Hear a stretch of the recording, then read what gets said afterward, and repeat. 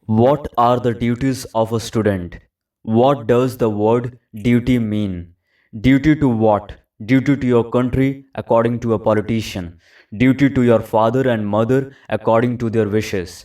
They will say it is your duty to do as they tell you. And what they tell you is conditioned by their background, their tradition, and so on. And what is a student? Is it a boy or a girl who goes to school and reads a few books in order to pass some examination? Or is only he a student who is learning all the time and for whom there is therefore no end to learning? Surely, the person who merely reads up on a subject, passes an examination, and then drops it is not a student. The real student is studying, learning, inquiring, exploring, not just until he is 20 or 25, but throughout life. To be a student is to learn all the time. And as long as you are learning, there is no teacher, is there?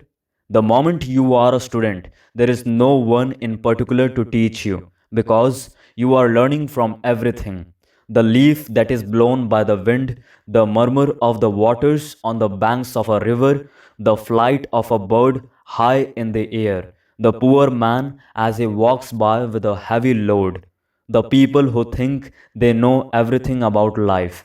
You are learning from them all. Therefore, there is no teacher and you are not a follower. So, the duty of a student is just to learn. There was once a famous painter in Spain whose name was Goya. He was one of the greatest, and when he was very old man, he wrote under one of his paintings, I am still learning. You can learn from books, but that does not take you very far. A book can give you only what the author has to tell, but the learning that comes through self knowledge has no limit because to learn through your own self knowledge is to know how to listen, how to observe, and therefore you learn from everything from music, from what people say, and the way they say it, from anger, greed, ambition.